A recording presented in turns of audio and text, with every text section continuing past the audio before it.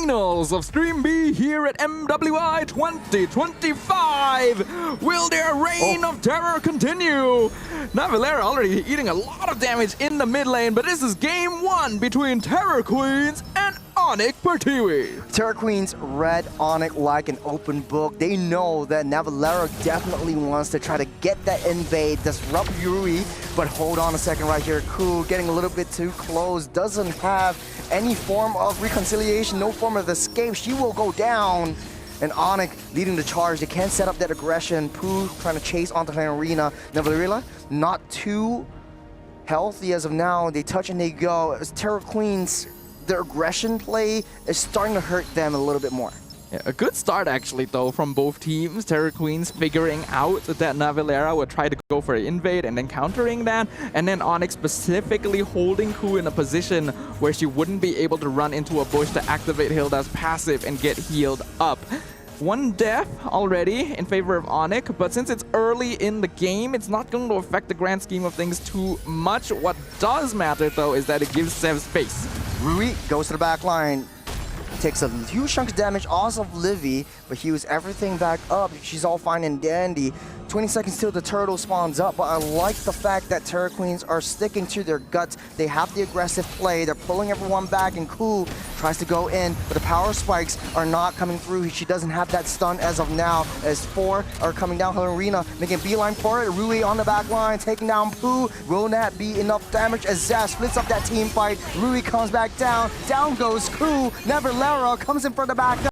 In arena, 2-4 deep underneath the turret and gets a double kill. Navilera starting things strong. A little bit too greedy there. I like the signature aggression from Terror Queens. The trade 1-for-1 initially was actually pretty good since they were able to get a much more important member, but then they lost a second body from Hling Rina trying to go for the kill on Livy. It was really not so necessary, and we can see that ONIC is pretty good at holding their position against this very aggressive team. Turtle already up. Doesn't look like either team wants to try to dance for this. They rather try to give a little bit more information. Rui start things off, pulling the turtle down. Navilera surfing around, trying to wait for the right location. You got the shadows already popped up by Rui. He gets the kill, gets the steal as Luna Lin pops the Crimson Beacon to get away. On it with the discipline, they get what they can, but they seek out Ku. Ku doesn't have any heals, doesn't have anywhere to run. As Pooh traps all of them, tries to zone them away. This raging sandstorm locks on the 2. An arena underneath the turret. Luna Lin gets out safe, and ONIC pick up the pick up 2 kills for himself. Ooh, another Ogi Shadow kill. Rui nearly picks off Livy, but looks like the Farsight will live to fly another day. ONIC, once again, doing a great job of holding position. While it's true, Rui made an amazing play of stealing that turtle away. Ku unfortunately tried to set up for a backline dive when ONIC were already in retreat mode, which meant they could instantly rotate over and pick her off. And the rest of Terror Queen still stuck around despite all of that. They should have sacrificed the Hilda in that position. They did not need to lose an additional body there. But they're still farming pretty well, actually. How are we feeling about power spikes? Because when we talk about the Khalid, we talk about the Hilda, but hold on a second right here, just zoning Arena out. The Goon Squad is here as ONIC tries to go for another aggressive play onto the EXP side, but just zoning them out and making beeline towards that mid side. And Terror Queens, they read where ONIC is moving. And now Turtle spawning up in 40 seconds, but to my question, like when we talk about power spikes, Khalid has a certain tipping point. What is that pivot where, you know, Khalid starts to fall off? I mean, it's usually that mid-game. For Khalid to remain viable throughout the game, Navilera will ideally want to remain at least even in gold and ahead in EXP. And right now, she is actually achieving that against Ku. We have to note, both of these heroes, Khalid and Hilda, will fall off later in the game, but Khalid still has an ultimate that sets up fights. That's something Ku does not have access to. It's a woman on a mission. Pooh already committed the AOG. Got a turtle already spawned up. Luna Lin sourcing for information, putting out that pepper spray to keep ONIC at bay. Got Yippee already in position as well. Onto the mid side, Ku taking a huge chunk of damage from Navilera. Luna Lin pulling Navilera aside as a turtle getting onto the back side. You got a Feather Airstrike trying to zone out Luna Lin, pops in Crimson Beacon, gets it flied away. The Helen Rana next on a chopping block is Ku trying to take down Livy. Rui steals the turtle, and you got a Rhythm of Joy onto Rui. She might not be able to escape. Collapsed down by 4. That's a punish. Don't take away my turtle. Yippee wants to go for Luna Lin. One more hit, won't be able to get it. Rina trying to zone them all away as Ku tries to get one more kill. Won't be able to do so. That's a sliver. Rina will seal that deal. Sakoshi makes a beeline towards that mid side. It's a down for a down, tit for a tat.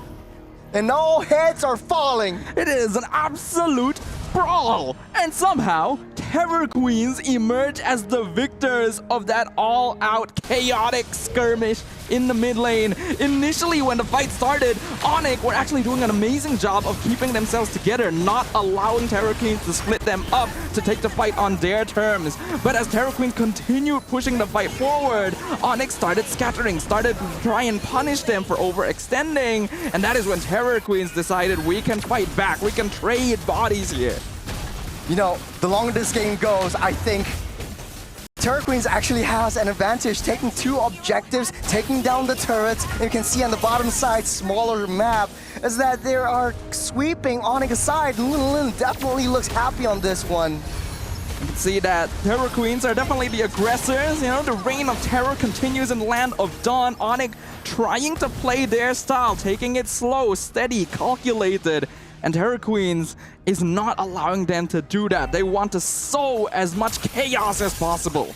Kill score equalized, and we talked about the tipping point of Khalid. We're seeping into the midpoint mark. Only 1 turtle left to go as Terror Queens actually up ahead in 2,700 gold. That's an item and a half for the Queens as ONIC desperate, scrambling. That's a Raging Sandstorm already committed. You got Pooh onwards, charging onto Ku, pulling her in. Navalera goes down. Luna Lin tries to pull one back, but on the backside, you got a ballistic missile. Zev takes down yet another one. Yippee next to fall. Won't be able to run as Ku solidifies and seals her fate. 2 down for both teams. But I think it still does actually benefit Terror Queens. Yippee was picked off in that fight. Sakoshi was able to get a good amount of gold from the assist, already completed with that Blade of Despair as a second item. And while both marksmen have 2 items completed, we have to note Sakoshi's items are way more expensive compared to Yippie's. There is nearly a 1,500 gold difference between the marksmen alone. To be honest though, BOD, Malefic Gun, that's all you need, right? You're a Beatrix, you need that additional range, you need that flat damage from that BOD, and you already have that magic penetration from Malefic Gun. So I think Sakoshi's coming online. It's just a positioning that Terror Queens has to watch for. They're still up ahead, 3,600 gold, and Yippee far behind has already 2 deaths. And like you said, in Sky Piercer, it might not be worth it at this point. Might not be worth it indeed. I mean, it's still going to be a core item for the Granger. Here comes the Joy. I think this is unwise. Yeah, Sev decides she is not going to challenge that. I think that ONIC needs to be not the team that starts the fight. They gotta bait Terror Queens into them instead. You know, we have a high win rate with the Barca Gata combo that a lot of teams are actually starting to pick up. But then Terror Queens are actually tearing ONIC apart. They're taking control of the map. The only issue is, right now, Sakoshi's left all alone. She doesn't know where the rest of ONIC is. They're making a beeline for it. They see where she is. They're going to take down that T1, but it's a trade. T2 for T1 for both teams. I think it's pretty smart, though, to play it safe for now. Sakoshi knows that the rest of her team is going for that top tier 2, so she'll play it safe instead. There's no need to try and challenge Sev to try and protect the bot tier 1, since you're going to get a much more valuable tower in exchange. The gold difference between Yippee and Sakoshi slowly getting higher and higher, and playing Rina as well. Oh, they're getting pulled back. Pooh will survive, not survive the Wrath of Rui. And ONIC goes down yet again. Terror Queen still up ahead, and like you said, Sakoshi's damage is starting to hurt, starting to show. 1.7 gold lead. Livin with the Feather Airstrike. That's a huge red mark. Rui is on Livy. But you got Navalera trying to target onto that. Zev a little bit too close to the sun. This kamikaze gone wrong as Terror Queens starting their rampage yet again. It still ends up being pretty good for Terror Queens. They lose playing Rina, but they get Sev as well as Livy. These are way more valuable targets. Terror Queens are trading bodies incredibly well. Sakoshi gonna get that Lord, and ONIC suddenly playing on the back foot. Got their airstrike, try to take down Ku. Down she goes. Rui and Lin doesn't want to push the situation. They want to take down that T1 instead. And virtually, Terror Queen's T1 is left untouched. They got the Lord, they got the T1. The map is wide open, it's looking hella blue.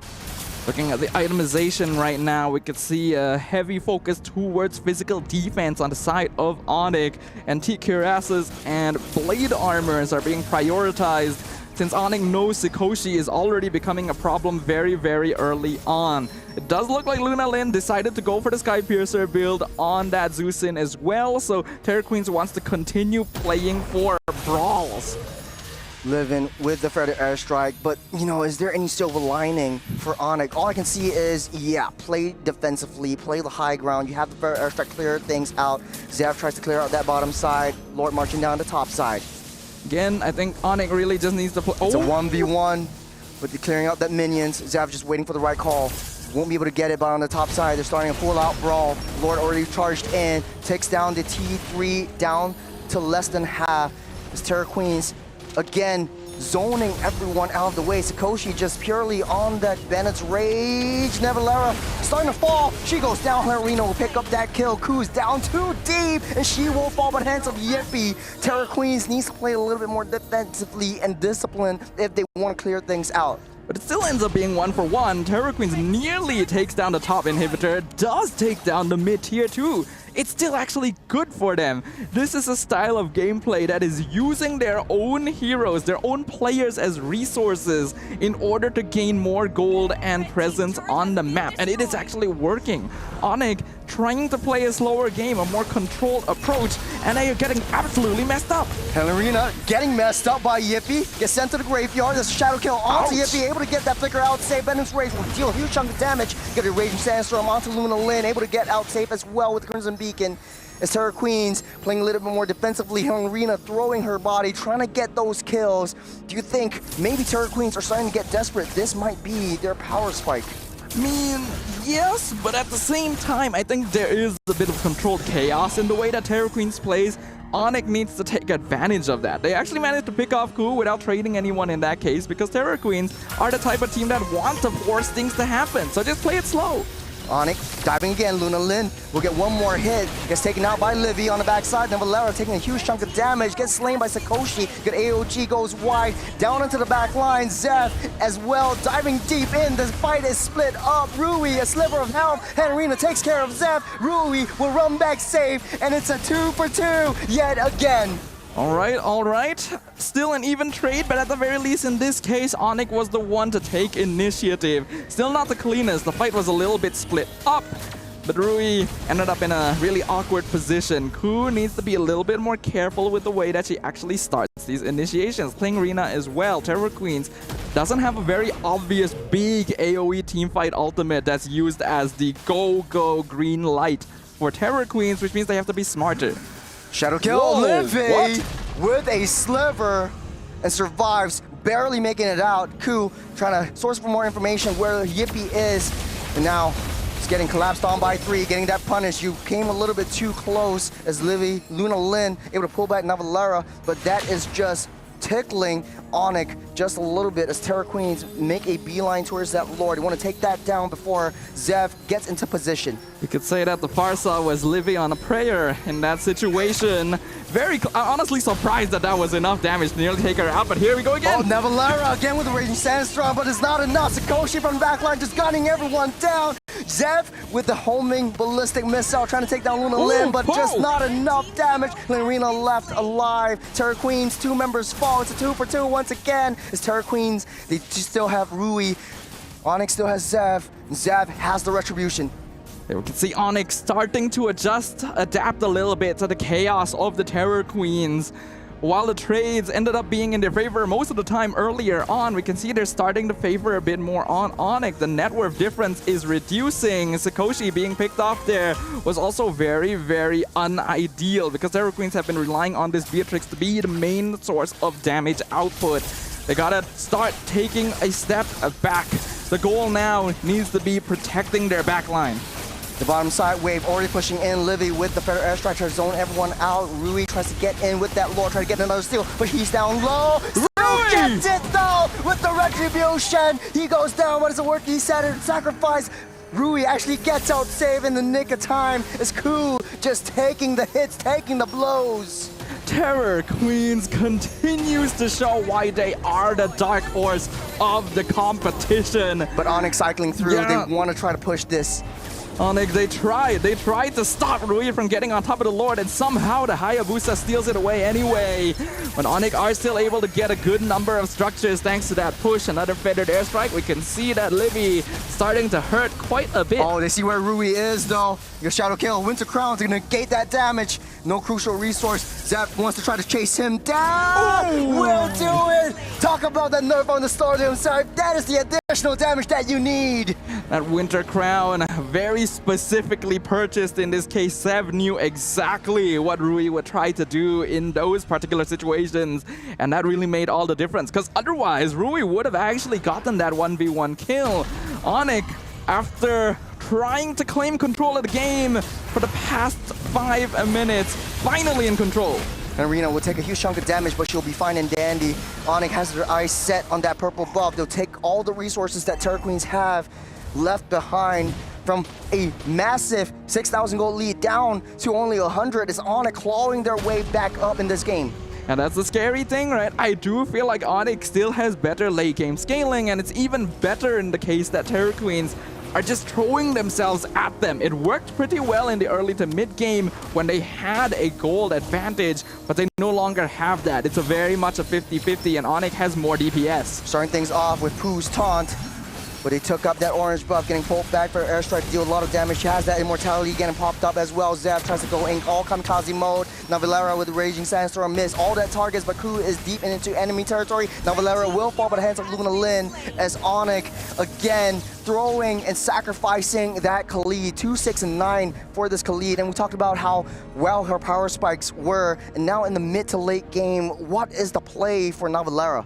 What's the play? Just don't do what you just saw earlier. Terror Queens actually played that fight exactly the way they needed to. They took a step back. They slowed it down. They saw that ONIC wanted to engage on them, so they back it off. They zone themselves out of the feathered airstrike, slowly isolate them. Ku is able to come in at a later timing, which means that not all 5 members of ONIC are able to focus their damage onto her, and that means she's able to actually buy enough space. Battlefield's real quiet now. Terror Queens don't want to show themselves too much, as do ONIC. They do not want to necessarily reveal themselves right now. Control over the top half of the map is the goal. 5 seconds till the Lord spawns up. Terror Queens already in position. Position to hold over the Lord right now. ONIC gonna be coming over from the bottom side. Navilera, the first one to show themselves in front of Ku. Oh. Zap goes down, Helena gets caught out. Sakoshi taking a huge chunk of damage. Helena with the Winter Crown will save her just in the nick of time for the fair strike. She's got to flicker out of the way. AOG too late as Terror Queens. They take down Navilera once again, and Terror Queens have that advantage over the Lord. That was a beautiful control. Excellently played, actually, by the Terror Queens. Again, spacing themselves out. Yes, a little bit more aggressive than necessary, but now ONIC is at a man disadvantage, and Terror Queens can make use of that. Ooh, Rui trying to go for Zev. That's a bit personal dangerous. vendetta, but what's not a personal vendetta is Livin already using a crucial resource. No more feather airstrike. Terror Queens will get started on this Lord. They might be able to blitz this down, but Rui doesn't have the retribution. Zap does, though. And Zev going to have the slight advantage here. So even though Terror Queens have the numerical lead, they do not have the most important tool for actually taking the Lord down. Luckily for them, the macro on the map is actually favoring them. They've been able to get the lanes pushing up on their half. So that means ONIC is going to eventually have to split off some members to deal with that. We've come to a point where the game is still fairly even. Terror Queen's just a little bit up on top in terms of economy. You're starting to pull onto that Lord as ONIC getting into position. They need more information. Sakoshi taking a huge bunch of damage. Zeb is right on that. Popped in immortality. Down goes Henrina. Sakoshi gets out safe, but not for long. And she goes down as well. Rui on the back line trying to get onto Livy. All down low, but they still lost 3 members. Terror Queens, they're losing it. Ku trying to run away. I think she can. She'll be fine and dandy. She's eating all of that damage as ONIC trying to quickly blitz down this Lord. Terra Queens have been the ones setting the tempo in the team fights thus far, but ONIC finally found the target that they were looking for. A surgical incision into the heart of the Terra Queens to find Sikoshi. And once that Beatrix was gone, there was no longer anything to worry about. I feel like Terra Queens needed to back it off the moment that the Beatrix was already vulnerable. They needed to make a call. It is very unlikely they're going to be able to win the fight afterwards. And because they still tried to commit to it, Rui went down as well. T2 mid already fell. Bottom side T2 will get dealt with by Zev as the Lord marching down the top side. Terra Queens doesn't really have that high ground advantage. The only one is Sikoshi, but ONIC has a very high committal, very high suicidal draft. If they go in, if they throw their bodies once again, this might be a turnaround for Terra Queens. Feathered Airstrike does so much damage. Top inhibitor will fall. ONIC trying to muscle their way in. Bennett's Rage already committed. Rui on the back line. That's not a lot of damage, and ONIC will just eat everything up. Down goes Ku, down goes Henrina, and they are targeting onto the throne. Down goes 4 as ONIC secures that throne over Terra Queens. Game number 1 goes over to the Indonesians. Eyes on the prize right there, baby. That's what ONIC was targeting the entire time. They knew that taking it slow, they knew that trying to play it safe in this situation may be risky considering the way Terra Queens have been playing throughout the entire game. So they're not going to give them that chance. This is the best opportunity they could have found with all 5 members still standing, multiple resources available. The crystal is the only target they need to target. And that's exactly what they did. If you had one opportunity, one shot, would you capture it? Would you let it slip? I think ONIC really clawed their way back up. I mean, playing on the back foot is not easy. Terra Queens had control of the entire game, but technically, ONIC had such a great performance. We're going to look at the replays again real quick, but man, that turnaround from ONIC was just chef's kiss. Yeah, I do feel like this is one of the examples of a team showing how to adapt in the middle of the game itself. It's something that has been lacking in a lot of the other teams that had to struggle their way up from the lower bracket. The ability to figure out what needs to change in the way we approach this lineup in the middle of the Land of Dawn, because Terra Queens were actually controlling most of the game and ONIC were just trying to adapt, but they were making sure they weren't losing too many every single time a loss happened, and slowly but surely built up the momentum they needed to eventually push their way into the base. I gotta ask, Leo, now that you're back on the desk, what did you think about Game 1? It was an impressive showing from Terra Queens, especially the first 3 quarters of this game. They were in control, yes, but I think it was a very fragile type of control. They were constantly attacking and barraging ONIC Pertiwi where it mattered, but when the punches came, it felt like they had a glass jaw. What is a solid right hand or an uppercut when you can't protect yourself? And that's the problem here. Again, I alluded to this before the game even began. How is Sikoshi gonna step up to Yippee? Yippee, yes, struggled a little bit. There was a kill or 2 onto Yippee, but it was so much easier for ONIC to find Sikoshi. And Sikoshi, she just... What was she on? She was on a Beatrix, right? Beatrix, yeah. The Beatrix has a dash, a roll, if you will. And then the Beatrix can actually rock Renner. She could have just stayed maybe in a bush away, a few units away from where the fight was actually happening. But especially when it mattered, when she did not have her flicker, she was still in the midst of fights. And I'm like, I saw the AOG, I'm like, oh, this is it. It's over. It's over. That's the second to the last fight. Yep. And they lost her. And now the game got flipped on its head. Again, I'd hate to point fingers here. I hate to put blame, but Sikoshi needs to protect herself even more because that is where a good chunk of their power lies, especially with this kind of draft. I have to add on to that point. Like, we see a lot of Beatrixes in the Women's League, especially in this MWI, that it's only using Bennett or in the B route, but there's so many other weapons, so many other ways and layers to play this that we don't really see from Beatrix players, especially from Sikoshi, having a winning lane, having that gold advantage, and to a point, it was like 3,000 gold. That's an item and a half over this Granger.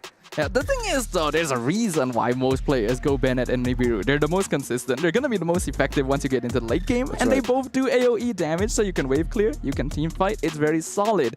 I agree with Leo that Sikoshi needed to hide in bushes.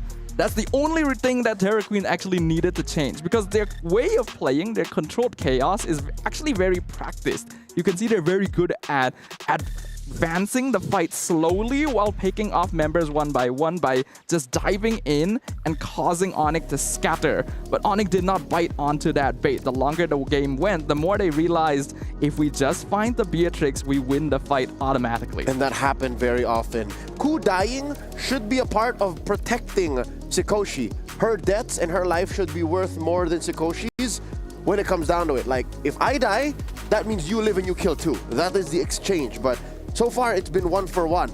And ONIC wins that trade out if this continues. And I'm looking at their KDAs, I'm looking at their stats. Zev is amazing, 10-3 and 10.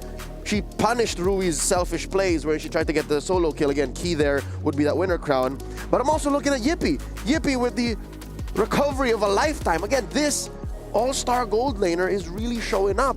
Even after this game, even after this hard-fought game, playing from the back foot for a majority of the, how long was it? 18 minutes, 17-minute game? 7 to 18 minutes, yeah.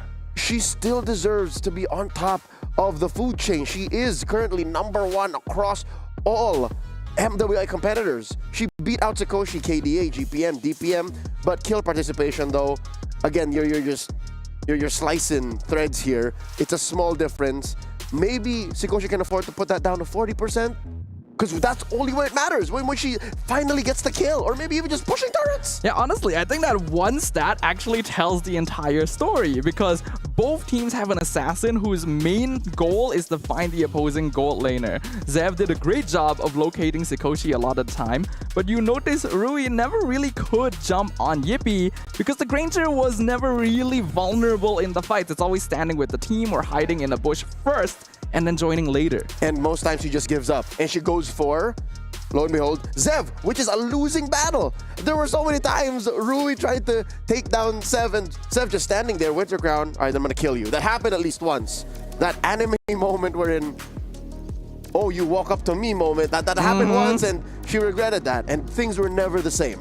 Honestly though, to that point, I just want to give huge props to Nevalera, because in the early game, I was questioning a lot of the Raging Sandstorms, and I know like Klee kind of falls off in the mid to late game, but she found that mark onto Sikoshi, just enabled Zev to get a free entry into that gold lane and into that back line so that you can take the damage dealer down and Yippee can just go ham and gung-ho down the line.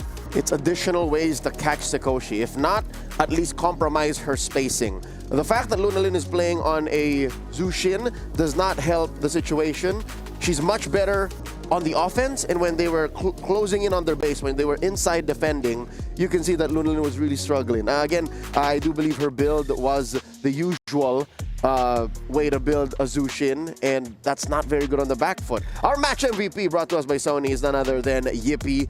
Look at that, fully built up all the way. She even sold her boots. Like, she just wanted to get this done. And we have to remember, right, that Yippee was losing in gold farm early on in the game by quite a wide margin, actually. Sikoshi had already completed Malefic Gun and BOD by the time Yippee only had Hunter Strike and Sky Piercer. There's a very big difference in the price of those items overall. So she was able to make up that difference thanks to very smart positioning, very good adjustments from the entire squad of ONIC. And patience. I think a huge part of ONIC Pertiwi's comeback is patience. That is a trademark of any successful Southeast Asian MLBB team. I'm even looking at the men's division. They know how to play on the defense. They know how to sit back, relax, play underneath our turrets, and know when we're not the beatdown and when to clap back. That is exactly what ONIC did here to reclaim the game away from the Terror Queens. Yeah, I gotta say, a lot of gold laners actually don't shine in the lane. Yes, Yippee had a tough time against Sikoshi on a one-to-one kind of situation, but when it comes down to the mid to late game team fights, when Yippee was actually in the picture, she was actually outputting that damage that the ONIC actually needs. the first 2 deaths was only within the first 5 minutes, and that's when, you know, Rui was trying to gank on Yippee and she falls and you can't really escape from that. But when you get into a position where your team is backing you up, that's when Yippee really shines. Yep, like to commend as well Livy from ONIC Indonesia. There's a term that usually we don't hear when it comes to MLBB is suppressive fire. This Farsa played so well to put up suppressive fire for the forward momentum of the Terra Queens that they eventually got to a position of victory like this. We would not be able to get out of the base if Livy was not playing it to a T to protect that top lane tier 3 and then just finding a way back into the map. I think you can actually see from the movements of most of ONIC that it was a complete shift in approach, the way that they were team fighting, right? Initially, it was kind of chaotic. We saw Navilera miss a lot of Raging Sandstorms in the early stages because ONIC was the one that wanted to start fights. But as time went on, they started realizing, okay, Terra Queen is going to run at us whether we want it or not.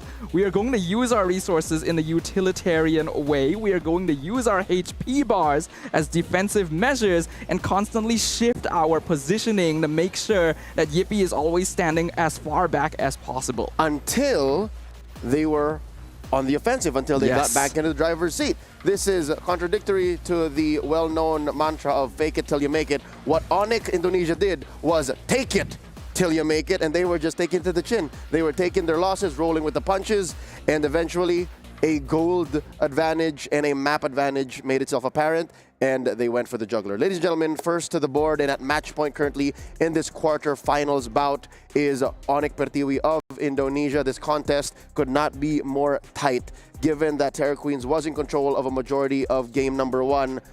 Besides protecting Sikoshi, besides keeping herself scarce and hiding and waiting till that power spike is just almost unstoppable, anything else that Terra Queens could do to maybe take us to game number 3?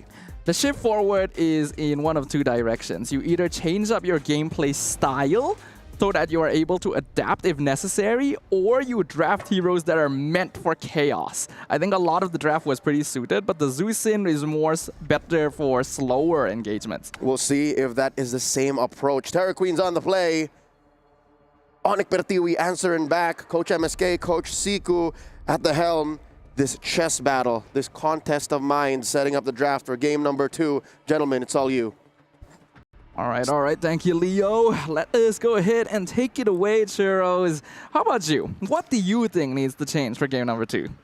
The fights. The way that Terra Queens take the fights is where Ku likes to set things up. When she goes as a loose member to try to chase Livy down when the Fair Airstrike was on, I think that was where, you know, there's no one at the back line protecting Sikoshi, and Sikoshi falls together with Luna Lin because they're always together. The roam should be still kind of held back and trying to setting things up and try to play a classic front-to-back, but it wasn't really a front-to-back. We see during the last couple of Lord fights that the fight was split up into 10 different directions. Everyone's just chasing who they want to chase. The thing is, Terra Queens, I believe they want the fight to be split up in 10 different directions. So if they intend to stick to the same gameplay style, I think a change in draft is probably what we're going to be looking at, because Ku actually needed to be jumping in front as well. Hilda's not really going to do much in the case of defense, so running down the opponent is the best way Ku can contribute, and Hlingrina on the CC is not going to be able to really defend as well. Terra Queens are really depending on their players,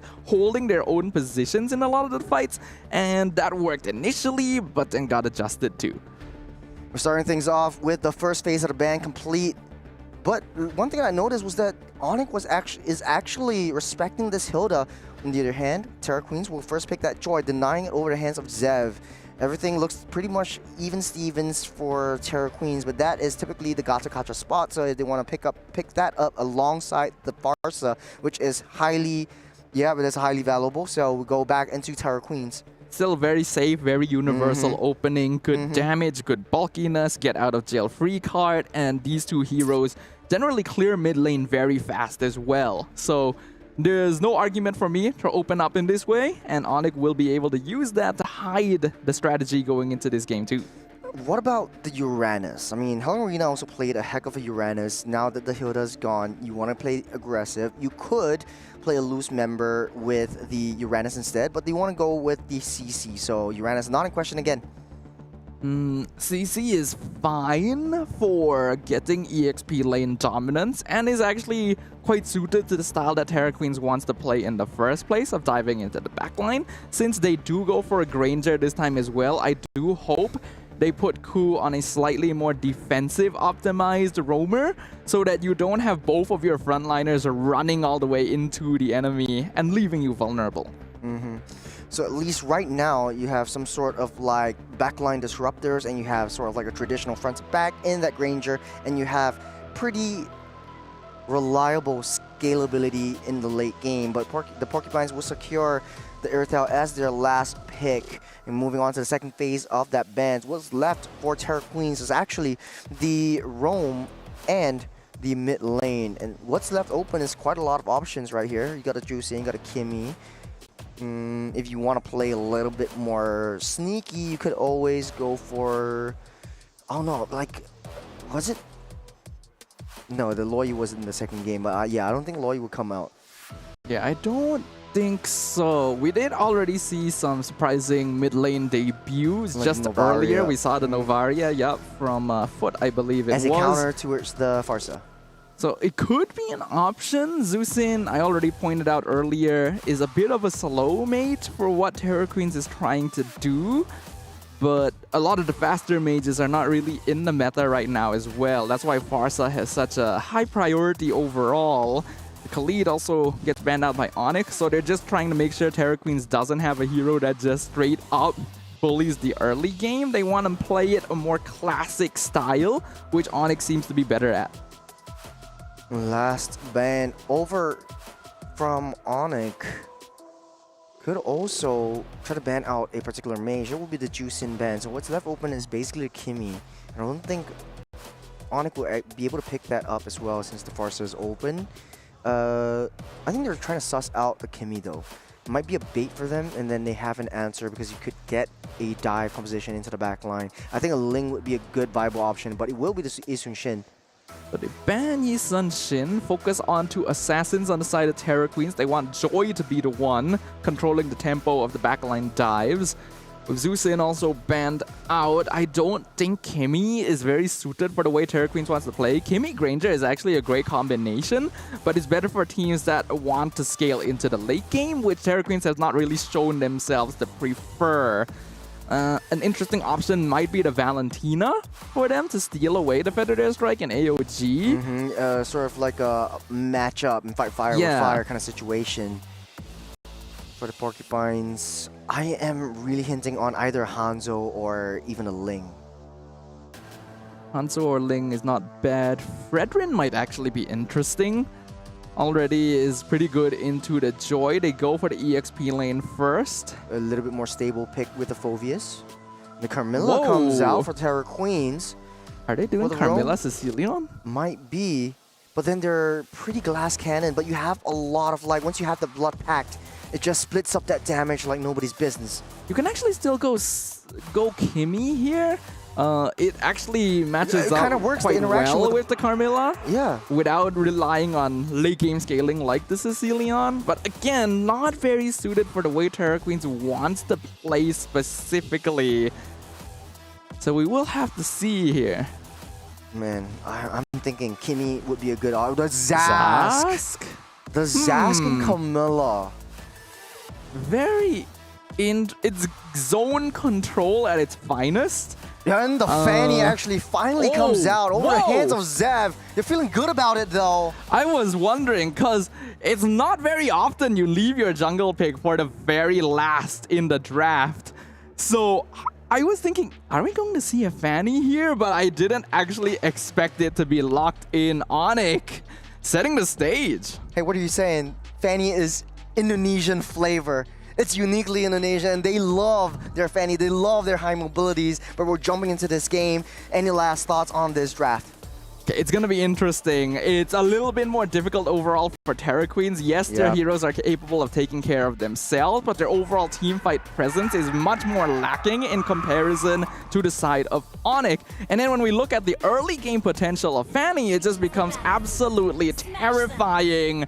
Game 2 shall open wide the gates towards the land of dawn, as ONIC currently threatening to end the journey of our MWI Dark Horses. Can Terra Queens reverse their fate? Question on everybody's head who's watching right now is the Zask and the Camilla. Zask taking a lot of damage early on, and ONIC already getting that zone potential and that winning lane right off the bat. But the interaction between this really comes to light in the mid to late stages of the game, where the Dominator's Descent starts to deal a lot more damage, and you have that Curse of Blood really locking everyone in place. But it's a lot harder now that you're facing up against a Fanny, a wild card, an interesting pick coming out. And Zev already trying to cause some damage in the mid lane. Spin to win, and the cables will not land. Luna Lin gets out safe, doesn't have the flicker, but Livy will take her out. At his first blood over to ONIC. I think we knew coming into this game, early game was going to be ONIC's playground. They're going to focus on getting a snowball. The only losing lane is EXP, and that's why Livy is ganking it so much. And Rena taking a lot of damage, getting knocked back, pushed up, knocked forward, pulled apart. Livy again, all the way from the mid lane. On the top side though, Pooh taking a lot of damage. You know where Rui is, getting taunted up. Zev on the wall, spam, and taking Rui down. Can't ask for a better start for ONIC. That is the blender defined right there. The Unbreakable into the cable spam. ONIC is playing this early game perfectly. They know that Terra Queens wants to be the one setting the momentum, so they've drafted in a way that doesn't give it to them. And again, it's so smart to keep sending Livy to the EXP lane, because that is the only part of the map where they don't have priority. It's a 1v2 down the mid side. Ku and Luna Lin against Pooh, but will be able to walk out safe. Doesn't have the AOG as of now, but the Curse of Blood will take a little bit more time, as Livy already on level 4, and the Turtle will be the next major objective. Next major objective should be pretty easy for ONIC to contest. I really don't think Terra Queens have the team fight necessary, even at level 4, to actually try and fight it. Start to zone everyone out. A lot of damage. Helena will start to get work onto Nevalerina. A little bit of suppressive fire to keep everyone at bay. Helena goes into the back line. Here comes Zev with that damage. And 2 members taking down Ku on the back line again with a little bit of cable play down on mid lane. It is beautiful. It's perfect. It's exactly what ONIC needs to be doing. Now Valera 1v2 and winning. Rue's next on the chopping block. Huge red cross right on her back. Won't be enough as Livy proves me wrong and takes her down with a killing spree. ONIC is showing the world how it's done right now. Every angle meticulously calculated in that turtle fight. We saw Poe jump into that funnel with the Unbreakable, setting it up perfectly for the Iron Sights of Zev. And then even following up afterwards, Navilera surviving for so long, knowing that Terra Queens just doesn't have enough early game burst damage. They're all about zone control, but it doesn't matter if you just run right into the back. They start to get work done. Let's give Zev off the screen. Takes down Rui and his solo kill. Livy pops the flicker out safe. Luna Lin pops it in. The Fair Airstrike will deal 2 chunk of damage, but will get knocked back by Nevalera. A little bit more damage, and here comes Zev. Will not be enough to take Luna Lin down.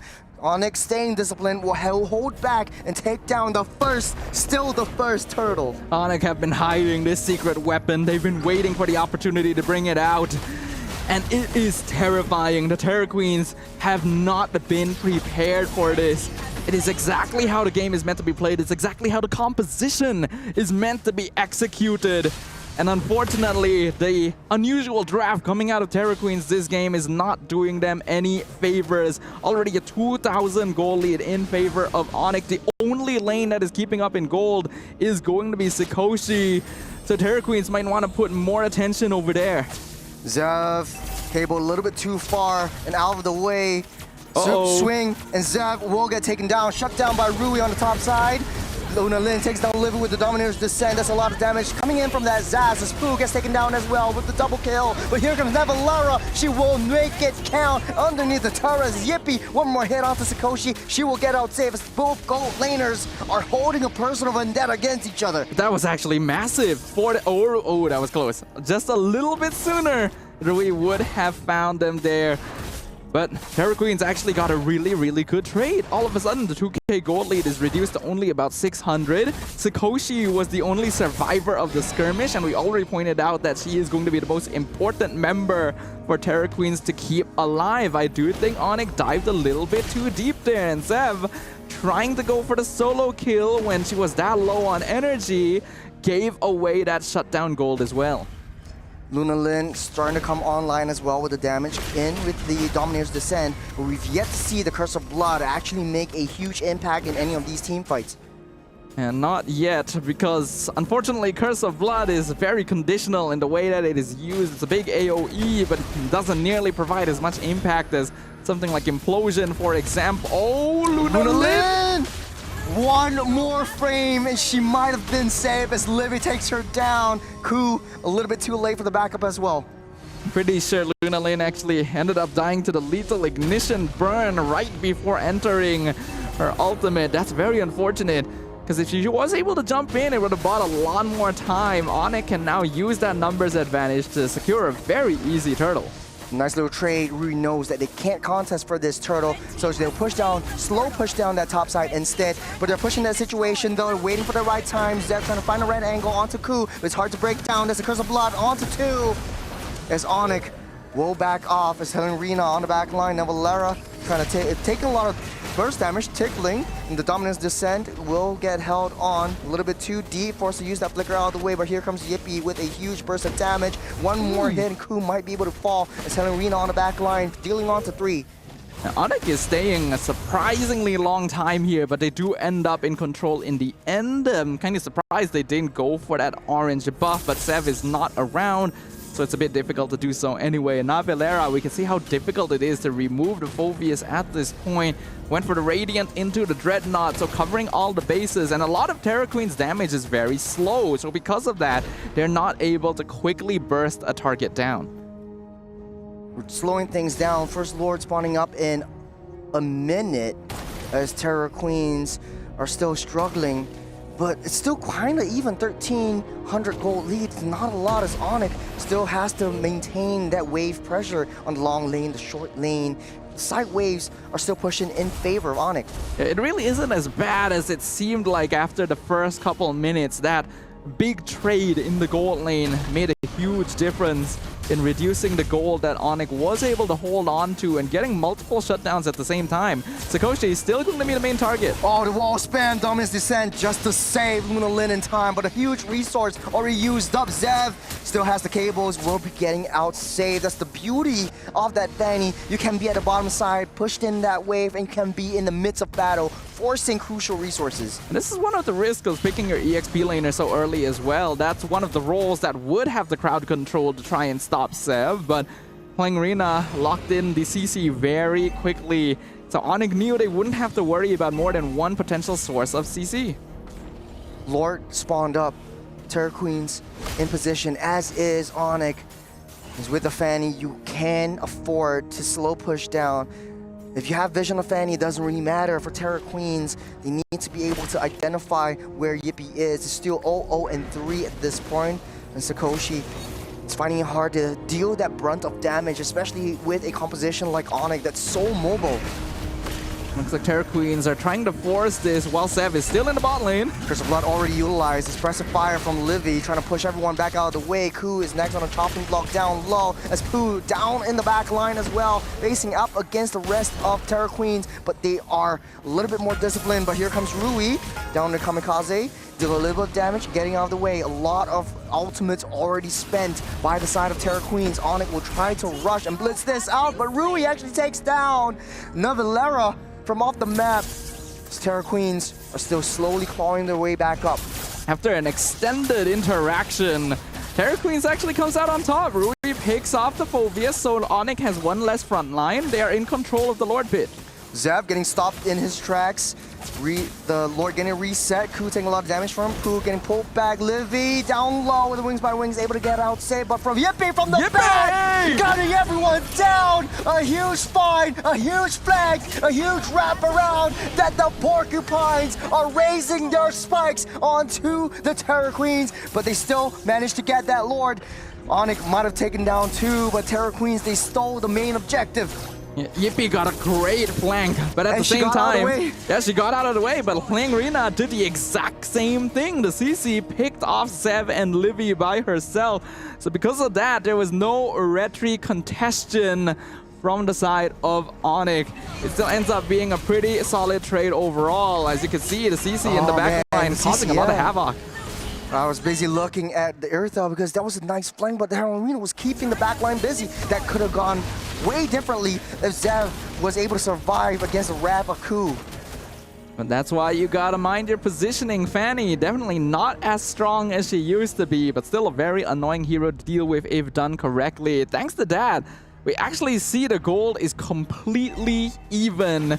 We are 11 minutes into the game at this stage. It is still anyone's a game, but the Lord is pushing up in favor of the Terror Queens. And a lot of ONIC's resources have to be spent to make sure their other towers do not fall.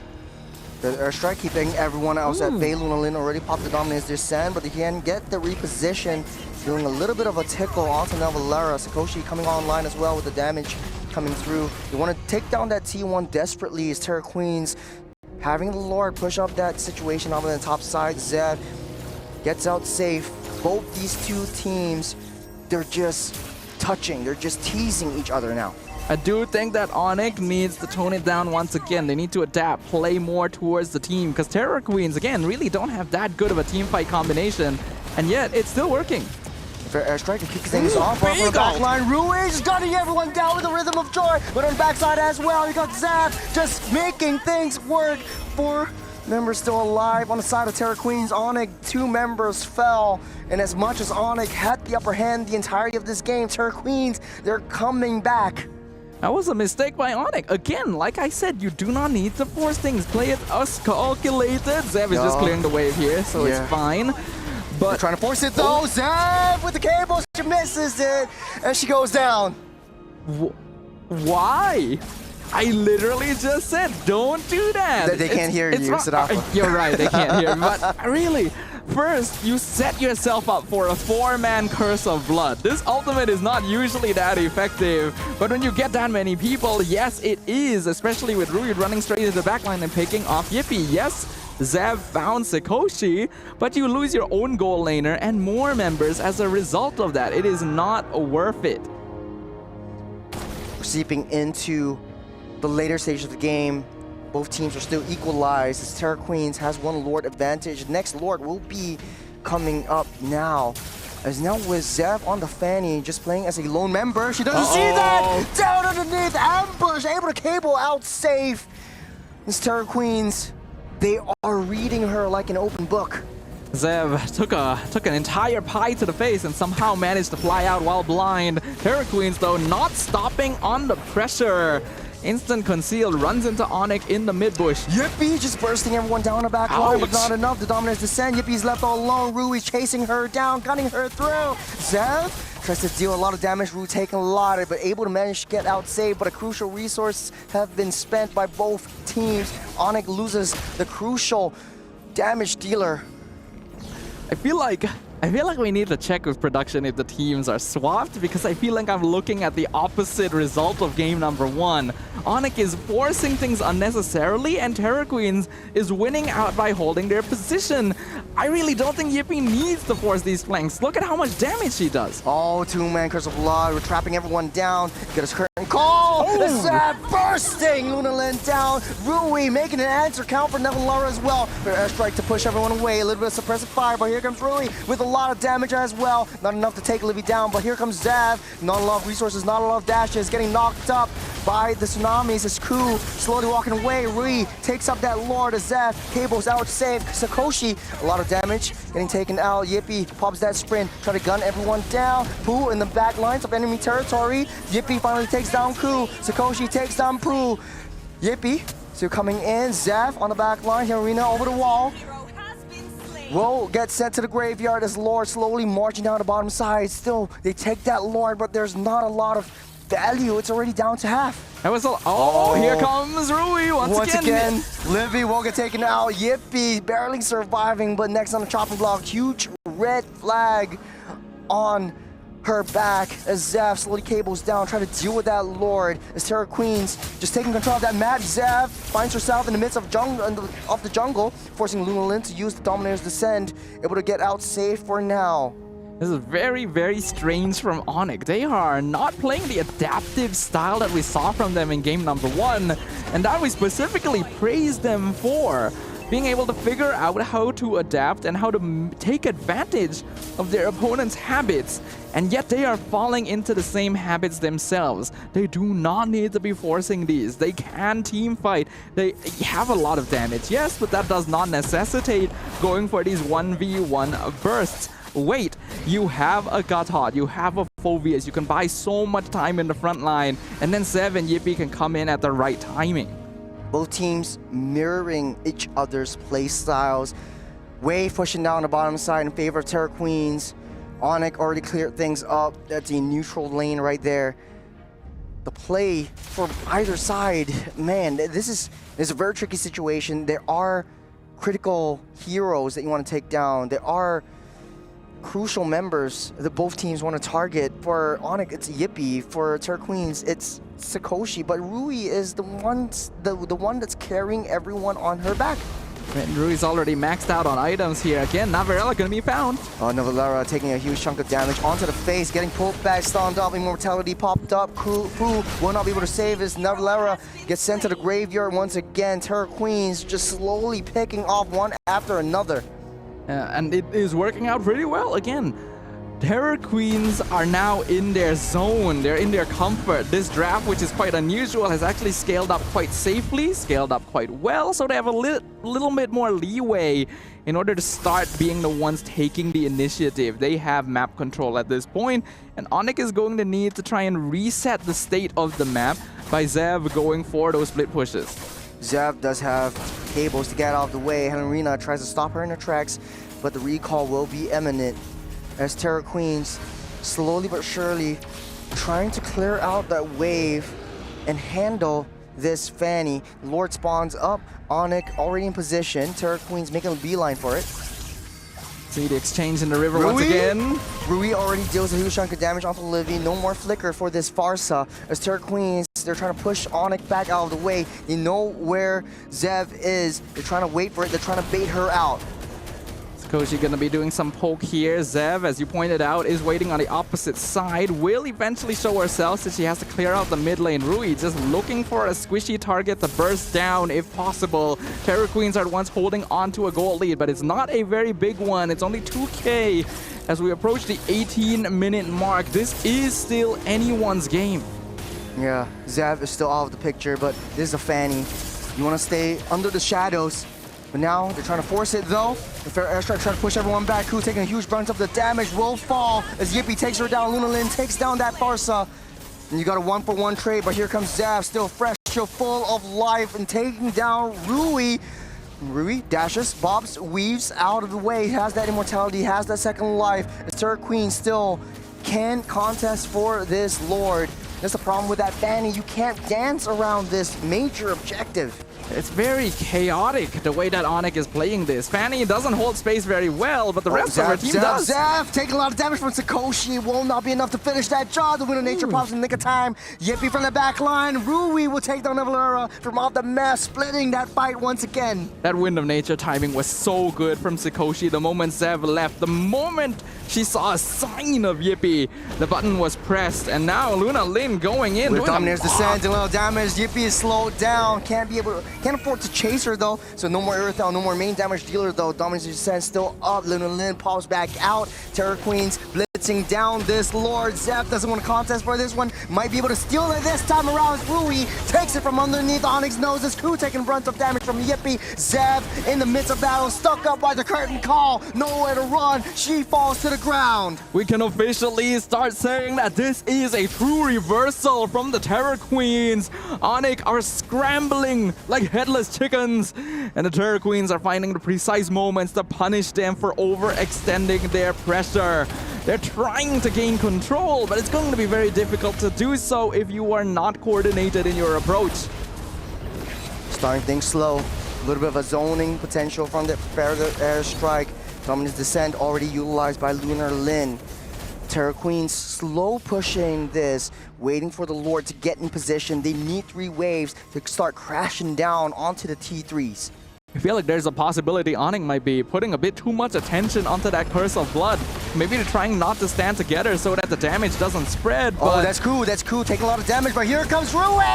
Taking down Yippee! Got an immortality all popped up over the wall. Zap can't chase that one. Down goes Nevalera, a little bit too close to the sun. Sakoshi takes up that one. Zeph with a cable ends up safe, but goes out of the way for some reason, as ONIC still desperately trying to defend. You got a T3 down the top side and bottom, already cracked wide open. A good choice by the Terror Queens to decide to slow this down a bit. Sakoshi will stay long enough just to get that mid inhibitor and walk away to a naked base. ONIC no longer holding on to any structures on the map. They are starting to reach their final items, but Terror Queens are the ones in full control.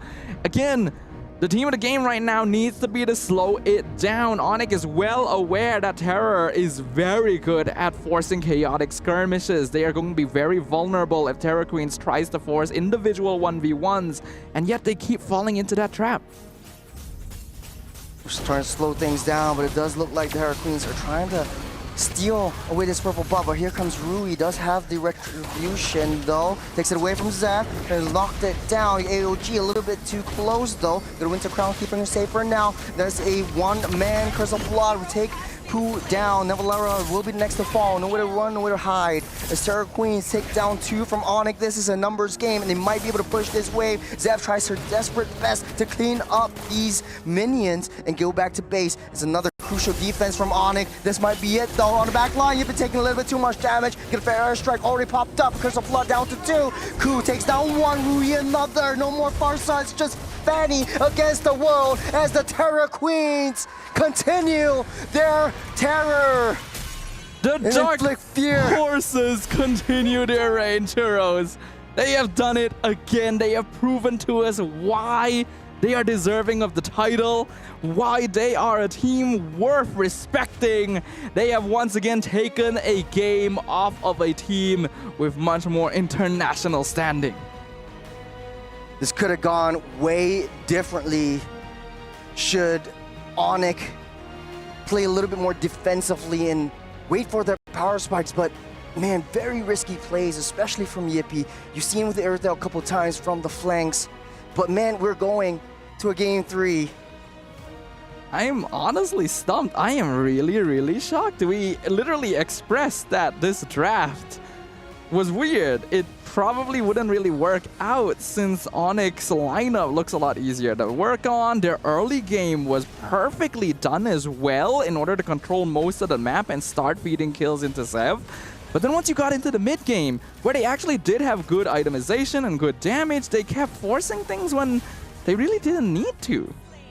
Yeah, this is a tough pill to swallow for ONIC, and I think that for Terror Queens, they played it very beautifully. They knew their power spikes. There's a reason why they picked up that Zaz. There's a reason why they picked up the Carmilla.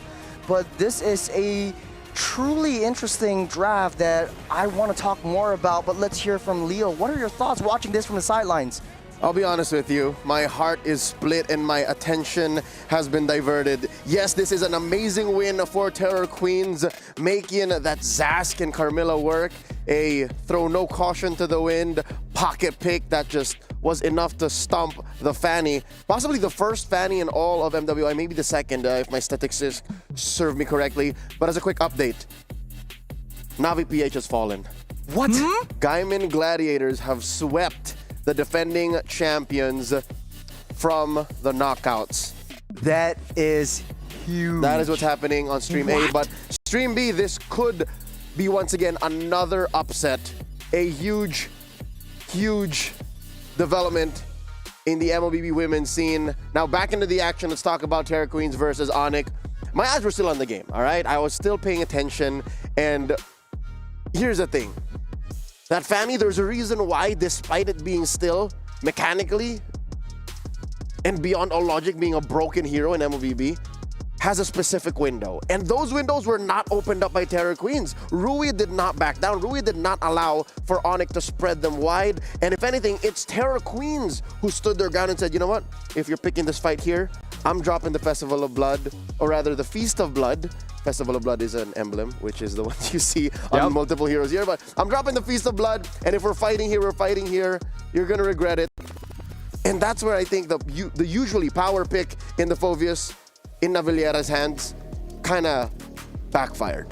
The thing is, the Fovius was actually fine. Navillera was buying a lot of time in the early game, and it worked super well when Terra Queens was lacking items because their damage is just so slow. They basically have no burst at all. But what did it do in the late game? Yes, that's the issue. That's the problem. As soon as Terra Queens clawed back and closed that gap and then built 1,000 gold lead, 2,000 gold lead, 3,000. What's the Fanny to do there? Sure, you can split the map, but the question is, what else does this lineup do besides let the Fovius die? How else could ONIC have better played this around Terra Queens? I mean, they did all the right things. I think one key that kind of stopped, or a huge speed bump to ONIC's sweep, would be the Zask. Yes. All right, say what you will about the Zask being this weird pig, but around this time last year, the real battle in mid was Zask and Zushin. And what does the Zask bring to the table? It's a hard stop. It's literally, all right, you found me, Fanny. Psych! I'm just gonna go into my big Johnny here, the Dominator's Descent, and then how about you try again? And that definitely slows down ONIC's momentum and denies them that easy win. That's why at some point, ONIC just stopped finding kills. ONIC just stopped finding movements on the map, and this does not take away Yippie's stellar performance. Again, even when they lose, even when they go all the distance, such as now, she still is miles ahead, stats-wise. I mean, Yippie was farming so effectively that she was basically one-shotting the backline into the mid-game. The first time that we actually saw Yippie participate in a team fight, she picked up a double kill all by herself by flanking in the Lord Pit.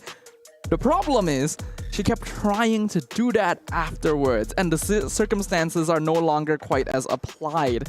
Yes, it would be great if you can just blow up the squishy targets, but what if that doesn't happen? Then all of a sudden you are super out of position and your team cannot get to you.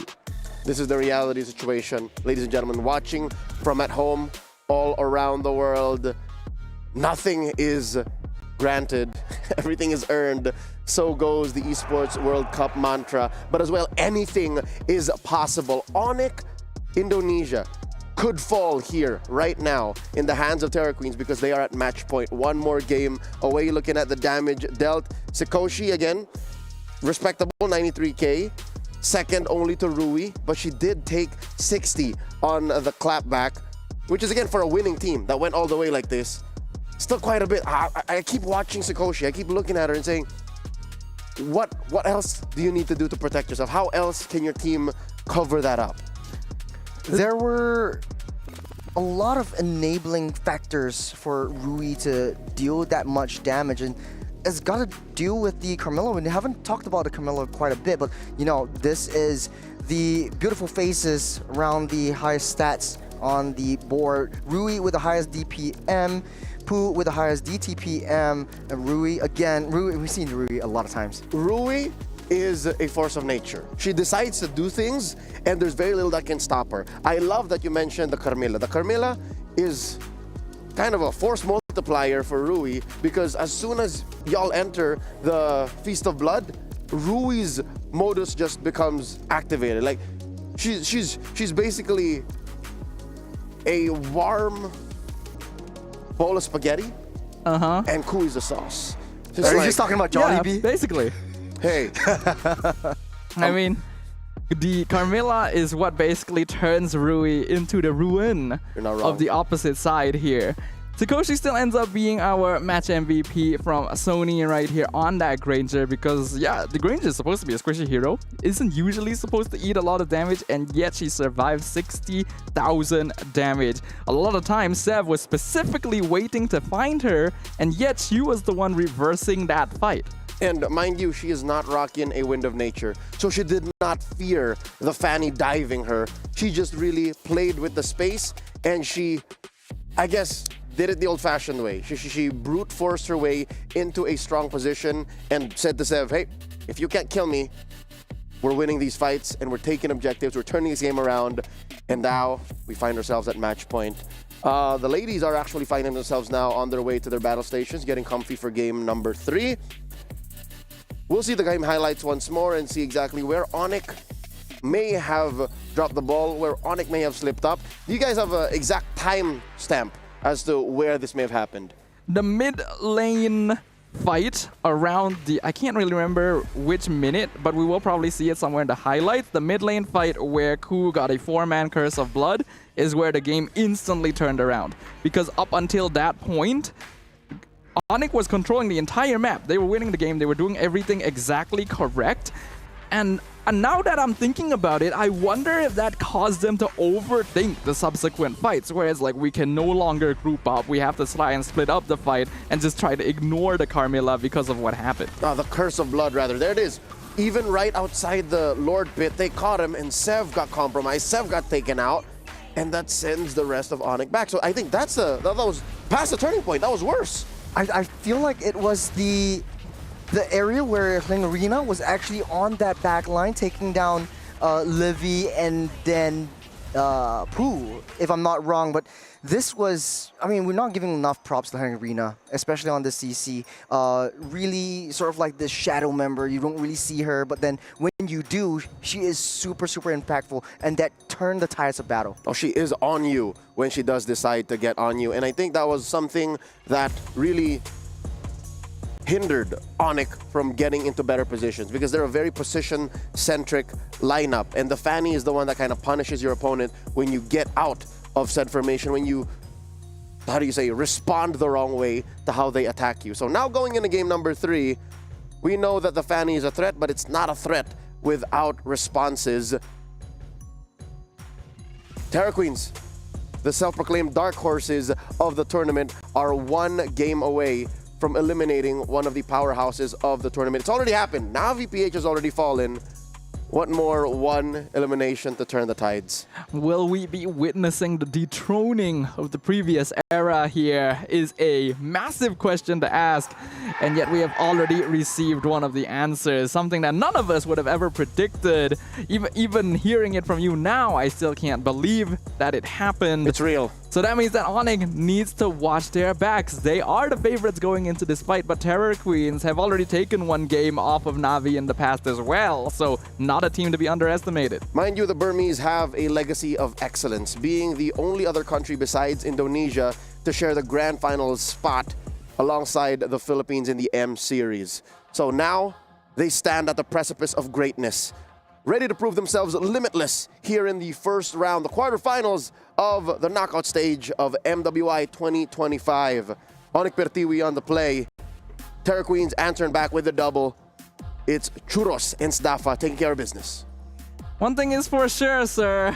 We are getting a massive start to the quarterfinals. I was not expecting the impact of the games to be so clear so quickly, but these teams have shown us they are here to fight. Yeah. Pretty much game number 3, very different start to the banning phase. We won't see, Joy won't see the light of day. Baxia won't either. That's a 3-game ban for Baxia. Here, ONIC though, what would they fear? Now they're in the first pick spot. This is where typically teams will pick up the Uranas, the Badangs, the Kaleas, and for Terror Queens, I think more likely they just want the mid lane duo, especially for Ku and Luna Lin, to get something that they're more comfortable in. We saw a really different approach in the previous game with the Zask and the Carmilla. Right now, They have something up their pockets. What better time than now when it's a single elimination game, top 4 spot in question. I mean, Zask is a surprisingly effective pick in the hands of Terror Queens because we already know this is a team that generally abandons their mid and goal to fend for themselves. So a hero that basically acts as a built-in Winter Crown is going to work out a lot of the time. And Luna Lin on that Zask bought a lot of space, exactly like Leo mentioned previously. I wouldn't be surprised if we got to see it again. And it is up to ONIC to decide if they want to switch things up. Up until now, they've been sticking to the far side Gatot opening. Nope, no more Farsa Gatot opening now. As Gatot gets banned out by the side of ONIC, Terror Queens will solidify that last phase of the first phase ban. Last ban of the first phase. That typically is the Uranus spot, but I don't think any of the first 2 games Uranus was even in question. ONIC might spice things up a little bit with that first Uranus pick on the blue side. But there's a lot of options. Farsa definitely is one of the biggest value makers, but it will be the Badang wide and open, denying it from the hands of Ku. Keeping it a little bit more universal, I think we're not really going to get to see Uranus for this series. If ONIC were to first pick it here, they would already be picking it into a counter because up until now, Hlengrina has only been playing CC. Terror Queens have specifically been prioritizing winning out that EXP lane, and it's understandable why they would do so since they do want dive heroes that are able to affect them mid-game. But we see a big shift right here. The Hilda shows up with the Yi Sun Shin. Interesting priority. I think vision play is just really what they want. It worked out well in the first game today against Virtus Pro, and now they're trying to go again. And ONIC will snap pick the Suyo up on the second phase pick. And I think this kind of works out well, especially ONIC, who likes to play a very aggressive early game. The only issue is they really fall off in the mid to late stage of the game. We've seen that in game number 2. Ooh. And the CC actually goes in the hands finally of ONIC, which is now one of the more priority EXP laners. If you pick up the Uranus here, you pick up the Yuzhong, it doesn't really matter because CC would be able to match that tempo and speed. It's specifically to steal it away from Hlengrina as well, since that's just been a early pick fallback for the Terror Queens throughout games 1 and 2. Zhu Xin going to be the final pick on the red side for Terror Queens in the first phase. This is a hero that we thought didn't work too well for them in game number 1. Looks like they want to give it another try, and it'll instantly ban out the Farsa as well. No more Farsa. Kimi's still viable. I think that both these 2 teams should try to contest for Sakoshi and Yippie's heroes. Moskov looked pretty good as well. We also could see something like the Granger, but there's too much that, yeah, the Granger's already banned out from ONIC, so you don't want to deal with that anymore. I think the Irithel could still be a possible option for either of these 2 gold laners too. Iritel's pretty safe. We've seen the Harif before in the past. It was actually banned out in game number 1, so now that it's still open, could be a possibility. Do Terror Queens want to continue banning out mid laners? Under the current meta, the mid lane hero pool is actually among the smallest. And since they've already locked in their own pick, it's a possibility. There are a lot of options. And I think for Terror Queens, the only thing they lack in the first 2 games is late game insurance and late game cross-map plays where you want someone to deal with the side lanes. Typically with the Hilda, they kind of achieve that, but then you lose that form of like backline disruptor, and Terror Queens is a kind of team that likes to split up all of these team fights. Without the CC in their hands, this might be looking really tough for Terror Queens to try to disrupt. There are definitely still EXP lane possibilities. Terror Queens will ban the Irritel instead, which does make sense now that the Granger is already gone. Irritel is one of the better goal laners still open in the draft. I do agree with you that Moskov is probably the next best thing, depending on whether these teams would rather pull out a Carry or Beatrix instead. Yeah, is it worth banning the Harith? Moskov? No. Okay, they banned the Harith. Ban out the Harith. We haven't seen Bruno yet. I think Moskov would be the next best choice. At least you have some form of escapability. It takes some time to come online. 1-1 wouldn't mean the question. It's too hard to pop your weakness points because you don't have that heavy front line that you would wish to have. Now, what's left? 1-1 is picked up. Personally, I don't like this pick, but I see where they're coming from. Play the safe game, play the long game, try to hit that 10-12 minute mark, and then try to get Sakoshi online. But there really aren't a lot of good targets for 1-1. That's right. Yeah. I mean, Bodang is kind of good because it's committal, and then you pop your weakness points easy. But then CC can just jump away. Suyo just dashes out. There's not a lot unless there is a final pocket pick in the hands of Terra Queens. Yeah, that final pick needs to be a setup hero for 1-1, because otherwise Terra Queens have no way of locking someone down long enough to get the crossbow. Were they the ones that picked up the Baloric? No, they actually go for the Claude and the Zask. It's a debut pick for Claude in the MWI, I think. Huh. You might be right, actually. And that's a big surprise because Claude used to be the universal fallback. The one. Claude was that goal laner that would never go. Wow, Khalid Hilda. So 2 aggressive fighters on the side of Terra Queens, inflicting fear into the hearts of the Porcupines. Khalid, Hilda, Yisun Shin make a lot of sense for the way that Terra Queens wants to play the game, and 1-1 actually does take care of herself pretty well, but Zusin is still kind of a weird pick in this particular position, since it doesn't offer quite enough direct crowd control or damage over time. ONIC, they have taken a little bit of a page out of the Terra Queen's book. Livy going to be able to take a little bit better care of herself now on that Zask, but it's still a weird comp. I wouldn't say it's weird. I would say it is fresh. It's new. It's something that both these two teams haven't encountered before in maybe their practice, their scrims, but they've definitely done research before. But this is it. No changes now. The final game, ONIC Prithvi up against the Terra Queens. Whoever wins goes up with the 4th place. Will Terra Queens be able to rewrite the script and take out ONIC, or will ONIC remain on the throne? We have already witnessed history being rewritten once today. Will Terra Queens be the second author of this brand a new epic? ONIC going to be the ones to try and put a stop to that. Looking at the emblems on both sides, nothing too out of the ordinary overall. I think, yes, we are seeing a double concussive blast as well coming in from Terra Queens. It is a flicker on the Khalid, so not going for more defensive options since playing Rina is the one playing it in the EXP lane.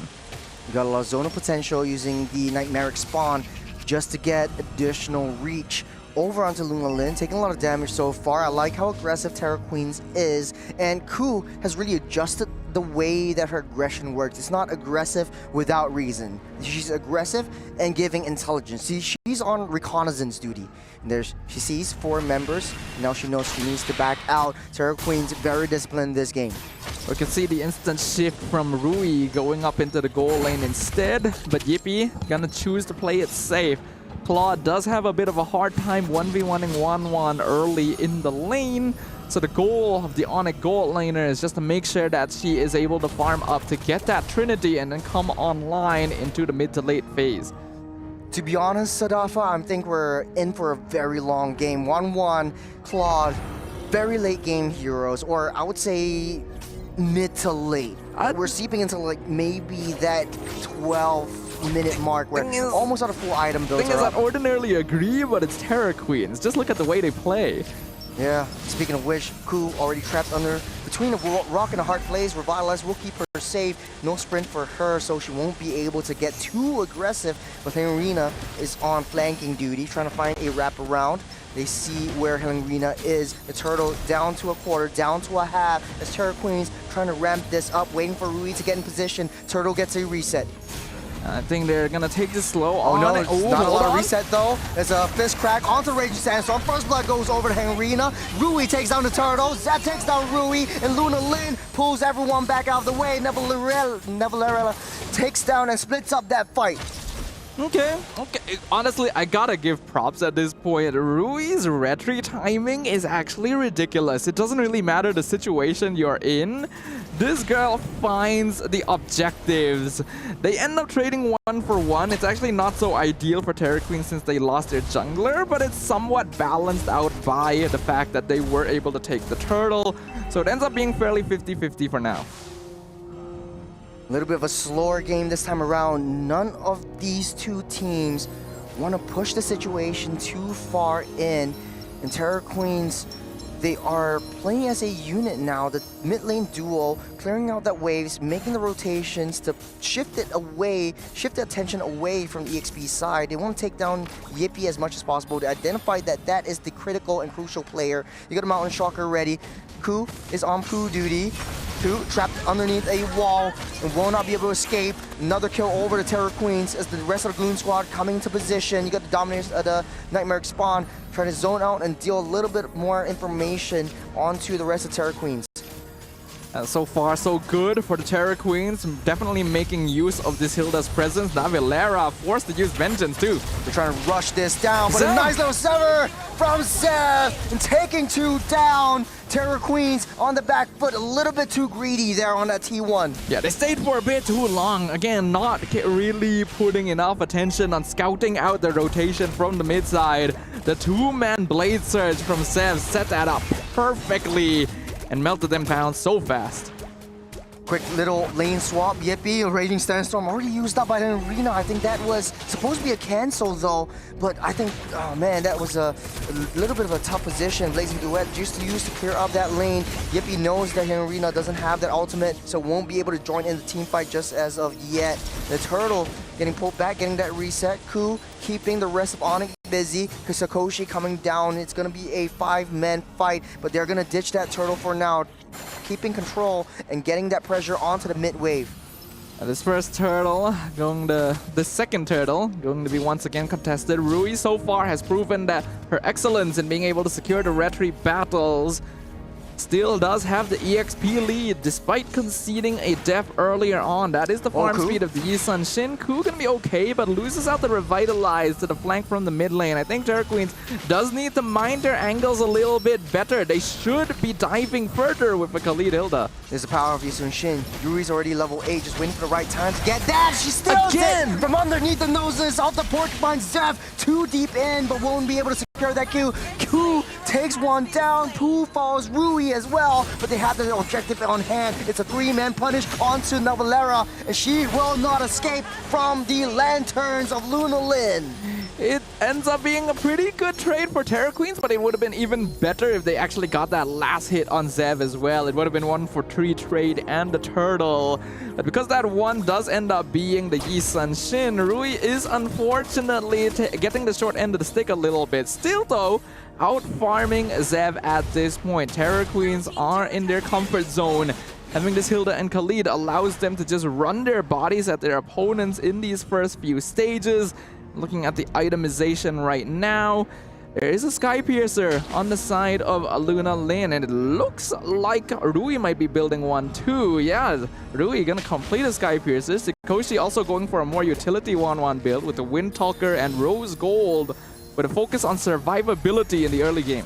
Interesting. Usually you just have that corrosive scythe, but here comes the rest of Terra Queens trying to block out the advances from Valera, trying to give some space over the back line. You got a fist crack onto Ku. She will not escape the clutches of Sakoshi. Sakoshi takes down Poo. You got the rest of the Terra Queens trying to gun them down. Just trying to split that fight. Yippee goes down. Rui takes one out as well. 2 members fall for the side of ONIC as Terra Queens. They're coming back on top again. 3,500 goal lead. That is a very effective engagement taken from Terra Queens right now. You can see that this lineup was drafted with a particular purpose. And if we look at the highlights once again, they are causing havoc. Ku got picked up very early on, but you can see that ONIC may have committed too many resources. And a really nice jump in the backline with the Flicker Raging Sandstorm from Fling Rina instantly stopped their engagement and forced them back, leaving Yippee in the lurch. Where does the damage come from? This is still pretty much in they're seeping into the mid game, but when they get trapped, speaking of which, Sakoshi trapped into 4. We got a crossbow Tang. She's surrounded, buying some time for the Terror Queens to come in. Sikoshi is still up safe. They're pushing it in underneath the turret. They're keeping it disciplined. Arena back on duty, but the mid lane is in shambles. Rue's taking care of that one. Poe definitely jumped the gun there. It was a good catch with the flicker fist break, but your team is not close enough to whittle down the 1-1. And remember, this is a hero that has a built-in Purify. So once Sikoshi jumps out of that, picks up the crossbow of tank stacks, then your team isn't going to be able to do anything. It needed to be a tighter formation. It was not worth it for the Badang to try and force that situation. What was the turning point? What was the turning point where ONIC was kind of head-to-head with Terror Queens, but right now Terror Queens are standing on top of a mountain with 5,400 gold. It was around the second turtle, maybe a little bit before the second turtle, because the first one was fairly 50-50. Rui has been very effective in stealing objectives. She's level 13. 3 level difference between the junglers. I mean, that's already a clear sign. And Rui was the first death. Arena with the Raging Sandstorm. Vengeance already popped. Crucial resources gone from ONIC. Terror Queens taking control of all of the jungles. No more T1s.